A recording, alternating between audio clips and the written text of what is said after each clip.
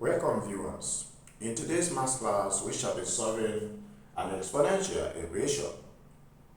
It is given to us that if 4 is raised to power m raised to power 2 divided by 16 raised to power n equal to 64, then what is the value of m? Subscribe to my channel and like my videos. Let us solve together. Solution to the question given to solve is 4 to the power of n to the power of 2 divided by 16 to the power of n equal to 64. I want you to see that 16 can be written as 4 raised to power 2. That means from the left hand side, I can represent 16 as 4 raised to power 2 then multiplied by n. And that means I shall be having written 4 raised to power m raised to power 2 all over also at the denominator 16 now written as 4 raised to power 2 then multiplied by m equal to, see also that 64 is the same thing as 4 raised to power 3. What that means is that 64 is equal to 4 multiplied by 4 multiplied by 4 3 times. Therefore, I can now write 64 by the right hand side as 4 to the power of 3. Now, by law of indices, if you are given a raised to power x all over a raised to power y, it is equal to a raised to power x minus y. This is the law of indices. Therefore, I will apply it by the left hand side to have 4 raised to power m raised to power 2 minus 2n equal to 4 raised to power 3. Very good. What I have at the denominator has come, since it's the same with the numerator, the bases are the same. Now I am subtracting the power of the denominator from the power of the numerator. And that is exactly what I have done here. The bases are the same. So I am now subtracting the power of the denominator from the power of the numerator. Alright, going forward from law of indices 3, if I have a raised to power x equal to a raised to power y, it is the same thing as x equal to y. The reason is because their bases are the same, therefore the powers automatically becomes equal as well. So looking at this, it implies that since the bases also are the same, by the left hand side I have the base as 4, and by the right hand side I also have the base as 4. This means that the powers will now be equal. I will now have it as m raised to power 2 minus 2m equal to 3. At this point, I can move 3 from the right hand side to the left hand side to have it as m raised to power 2 minus 2m minus 3 equal to 0. This has become a quadratic equation because I have m raised to power 2 here.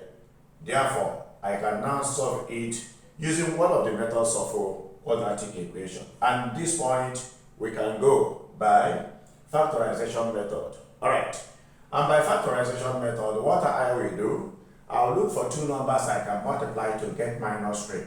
And when I add that same two numbers, it will give me minus 2. And the two numbers I can perform that is minus 3 and the plus 1. Because minus 3 times 1 will give me minus 3. And minus 3 plus 1 will give me minus 2. So I will use these two numbers now to replace the middle. And that means I will have m raised to power 2 minus 3m plus m minus 3 equal to 0. This is the process of factorization in any quadratic equation. Okay, that is factorizable. Therefore, I put them into brackets to find what is common. From the first bracket, what is common is m. Into the bracket, I have left m minus 3. And from the second bracket, I have plus 1 common. So into the bracket, I have m minus 3, all equal to 0. Now that the two brackets are the same, I'll form another bracket from the values I have outside, which is m, this outside plus 1.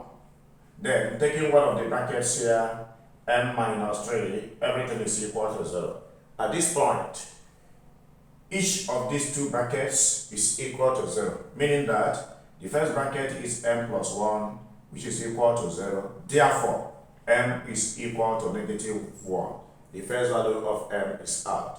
Then for the second bracket, I have it that m minus 3 is equal to 0, implying that the value of m also here is equal to positive 3. Therefore, values of m are minus 1 or 3. Alright, just a quick one. Let us check one of the values, then I will leave you to check the remaining other one. That is authenticating our result. Check result, check result. When m is equal to negative 1, from the original given equation, 4 raised to power m raised to power 2 all over 16 raised to power m equal to 64. What I really want to find out is if I substitute the value of m in the position of m in the given question, whether it will give me 64.